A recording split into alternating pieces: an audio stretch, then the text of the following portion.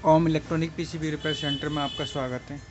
आज हम AC PCB, AC link, pre DC link और डीसी लिंक के बारे में जानकारी देंगे।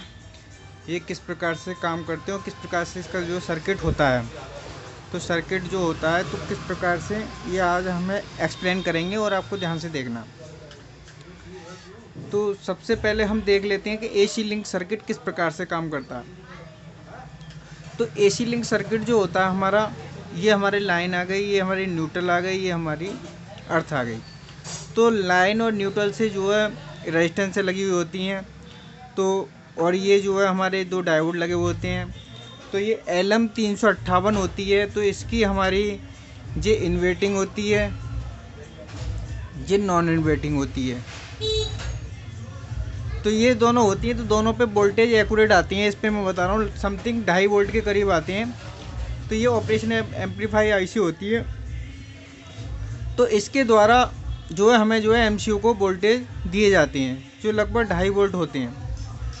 तो इसमें क्या होता है कि जब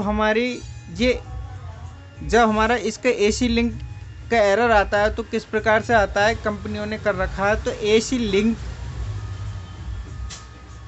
लो, एसी लिंक हाई, तो इस प्रकार से जो है कंपनियों ने एरर बना रखे हैं। तो एसी लिंक लो या एसी लिंक हाई, इन दोनों में के एरर आएगा जब इसकी सर्किट में कोई दिक्कत होगी। हमारे एसी लिंक के सर्किट में जब दिक्कत होगी तो ये इस तरीके से जो है इसके एरर आएंगे। उसके बाद क्या होता है कि मैं आपको बताऊं, दूसरा हमारा सर्किट होता है प्री डीसी लिंक सर्किट। तो प्री डीसी लिंक सर्किट जो होता है, प्री डीसी लिंक सर्किट हमारा जो होता है वो ब्रिज से आता है। तो ब्रिज से आने के बाद क्या होता है ये मैं बता दूं, अगर जिसमें एसी लिंक सर्किट होगा तो उसमें प्री डीसी लिंक सर्किट नहीं होगा, या फिर जिसमें एसी लिंक सर्किट नहीं होगा तो उसमें जो है प्री डीसी लिंक सर्किट होगा। तो इसमें क्या होता है कि ये सारी जो जितने भी ये हमारी जो कंट्रोल करती हैं, तो इस प्रोटेक्शन होती हैं, तो ये किस लिए होती हैं, ये हमारे IGBT को ऑन करने के लिए ये सारी प्रोटेक्शन दी जाती हैं कि वोल्टेज हाई या लो आने पर जो है उसी हिसाब से हमारी जो है जो IGBT गेट ड्राइव होती है उसे ड्राइव करने के लिए जो है MCU जो है कमांड देता रहता है। तो ये मैं बता दूं आपको, AC लिंक जहाँ होगा वहाँ जो हमारा प्री डीसी लिंक नहीं होगा, दोनों में के एक होगा। उसके बाद क्या होता है कि देखो, ये ब्रिज से निकलने के बाद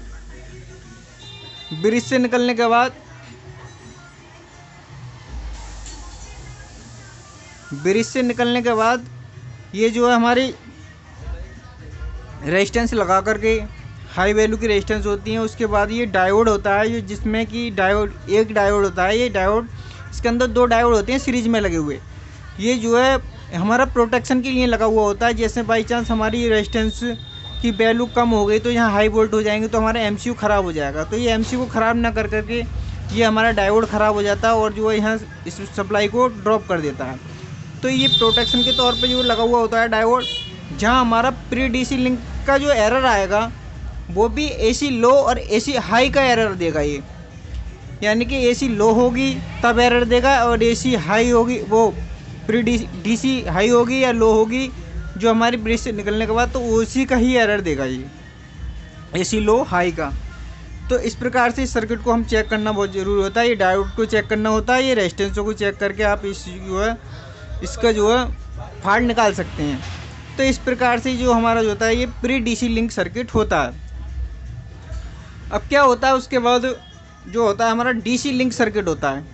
तो DC लिंक सर्किट जो होता है हमारा जो होता है कैपेसिटर, जो बड़े वाले कैपेसिटर होते हैं उनसे जुड़ा होता है। ये हमारे यहाँ 310 वोल्ट से जो है रेजिस्टेंस लग के आती हैं। ये 330 के की रेजिस्टेंस होती हैं, कोई भी रेजिस्टेंस हो सकती है, मैंने लिख दी है, कोई भी रेजिस्टेंस हो सकती है किसी भी सर्किट में। तो वहाँ से जो है इस प्रकार से ये एक रेजिस्टेंस लगाकर एक डिवाइडर बना दिया जाता है। हाँ सॉरी, मैंने बता नहीं पाया, ये डिवाइडर होता है एक तरीके से ग्राउंड से एक रेजिस्टेंस लगी होती है, इसके द्वारा यहाँ वोल्टेज एक समथिंग कर दी जाती हैं। लगभग मैं बता दूं 2.5 से 3 वोल्ट की समथिंग रहते हैं ये। तो इसी प्रकार से ये जो है यहाँ से 3 रेजिस्टेंस लगी होती हैं और रेजिस्टेंस लगने के बाद यहाँ पे डिवाइडर बना दिया जाता है। डिवाइडर बनाने के बाद इसी तरीके से ये डायोड भी इसी हिसाब से लगा हुआ होता है हमारा प्रोटेक्शन के तौर पे, क्योंकि अगर जहाँ डीसी लिंक पर जब वोल्टेज ज़्यादा हो जाए, लिमिट से ज़्यादा ये रेजिस्टेंसों में कोई दिक्कत हो जाए तो ये हमारा एमसीयू ख़राब ना हो, और उसके बावजूद भी यहाँ पे 100 ओम की एक रेजिस्टेंस लगा दी जाती है। तो ये हमारा जो है इसमें क्या होगा, डीसी लिंक का जो एरर देगा हमारा, तो इसमें देगा डीसी लिंक प्रोटेक्शन देगा, डीसी लो का प्रोटेक्शन देगा, डीसी हाई का प्रोटेक्शन देगा। तो इस तरीके से इसके आपके जो हमारी कंपनियों के जो चार्ट होते हैं तो उसमें इस प्रकार से जो है एरर ये होंगे। तो इस प्रकार से ये एरर होंगे तो उस प्रकार से हम ये इसको जो है सर्किट को चेक करना होता है।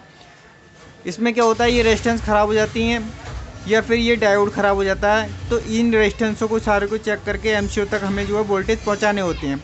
इस प्रकार से आप जो है सारे जितने भी एरर हैं उन्हें जो आप ठीक कर सकते हैं।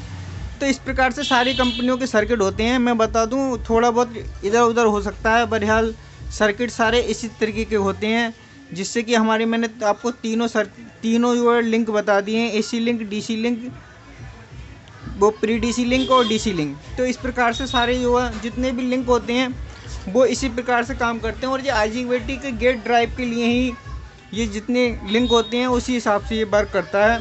क्योंकि एमसीयू जो है हमारा अगर लो होती हैं तो ये जो है अपनी फ्रीक्वेंसी को हाई कर जो है इसे IGBT को हाई स्विचिंग कराकर जो है यहाँ वोल्टेज को कॉन्सेंट रखता है। तो इस प्रकार से ये जो है एमसीयू को जो है सारी प्रोटेक्शन दी जाती हैं, जिससे कि एमसीयू को पता चलता रहता है कि मुझे कम सप्लाई मिल रही है, मुझे ज़्यादा सप्लाई बनानी है। तो इस प्रकार से ये एमसीयू को सारे सप्लाइयों का पता चलता रहता है, इसी प्रकार से जो वर्किंग करता रहता है। तो इस प्रकार से जो है ये सारे लिंक का होती हैं, और बाकी जो होती हैं मैं बता दूं, ये ऑपरेशन एम्पलीफाई आईसी लगी होती हैं, इनके वोल्टेज चेक करने होते हैं। ज़्यादा कुछ नहीं होता है, सीखने के लिए आपको बहुत आसान होता है। बहरहाल आप सर्किट को समझना जब सीख जाओगे तो किसी तरीके की कोई दिक्कत नहीं आएगी।